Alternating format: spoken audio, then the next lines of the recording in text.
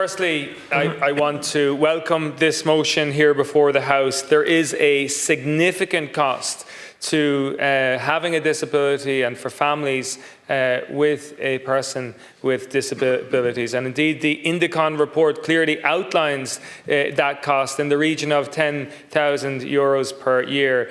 And in that context, I very much welcome the motion in terms of the introduction of a cost of disability payment, a lump sum payment, and indeed an increase to the disability allowance. And there's no question, Minister, that the government are leaving families and people with disabilities. And Minister, I want to raise and I want to speak today on behalf of families and children in Mayo in the CDNT Team 3, the region that represents Achill Island, Westport, Lewisburg, Ballinrobe, Kilmaine, Shrule. All of these families and these children, Minister, are about to receive a cut in terms of their post for CDNT.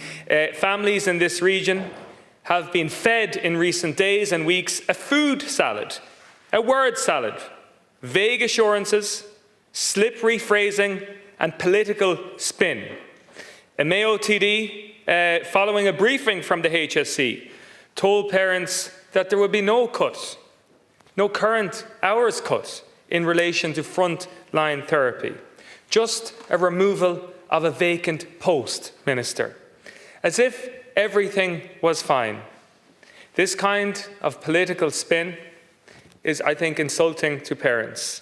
And I want to be very clear, Minister, that the restructuring that is happening in the CDNT network is in terms of robbing from Peter to play Paul, in terms of taking vacant posts to fill other posts, is deeply wrong. And these families are not confused, as was suggested. They're tired and they're heartbroken. And they know what they are losing, and they know the potential that is being lost in relation to this. The removal of posts, Minister, were approved on the basis of need. And removing them does not essentially disappear that need, Minister. It means that the chance to fill that need is gone. And that's what you are doing when you remove a vacant post. In our region, children have waited over 3 years for therapy. The team of CDNT3 was supposed to grow to 5 speech and language therapists. And instead of those positions being filled, the post has been removed. Now, Minister, when I went to school, 5 minus 1 was 4. That is a cut. And it has been fed to these families as if it's a positive thing. Minister, parents are not confused. They're absolutely devastated. And vacant posts does not mean that there's no demand. It actually means that there's a failure within the HSE in terms of recruitment and retention. And as opposed to addressing that issue of pay and terms and conditions and issues in CDNT and addressing recruitment and retention, you have chosen to remove a post. And I'm asking you here, Minister, and I'm pleading with you, to do not punish the children of South and West Mayo in relation to a loss of a post. Minister, there is a window of opportunity for these children. These children have been waiting over 3 years for speech and language therapy. Imagine, Minister, being the mother or father of one of these children, looking at children, rearing these children, and seeing milestones being missed. And that is the reality. The window of opportunity for these children is actually being missed on a weekly and a monthly basis. And it is devastating. It is devastating for these families.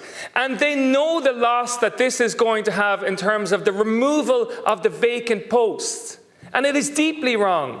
And it's deeply wrong from politicians and the HSE and the Minister to suggest and spin this, a political spin, to say that this is a good and a positive thing. Minister, we need to protect the vacant post within the CDNT3 team in the West. There are almost 1,000 individuals waiting to be seen on the CDNT in our region. And Minister, I want to say very clearly that the vacant posts do not reflect an absence of need. They really do reflect the absence or the issues in terms of recruitment and retention. And the pay and numbers strategy within the HSE should not be used to punish the families of CDNT3, Louisburg, Westport, Ballinrobe, Kilmaine, Shrewell, Deneel. That is essentially what's happening. You are sacrificing this region because of the pay and numbers strategy. So I'm asking you, Minister, to please bring this back to Cabinet. I'm asking you to protect the vacant posts, to fill those vacant posts, to address pay terms and conditions, to launch what we have been calling for Operation Shamrock, to recruit and bring home our wonderful therapists across Australia and Canada. Bring them home. Let's fill these posts and let's protect our children. Let's make sure that our children do not miss these windows of opportunity, that they get the best start in life possible. And I'm asking you, Minister, to please be straight with the people of Mayo and protect these posts and protect the most vulnerable children in Mayo. Thank you very much, Deputy Lawrence.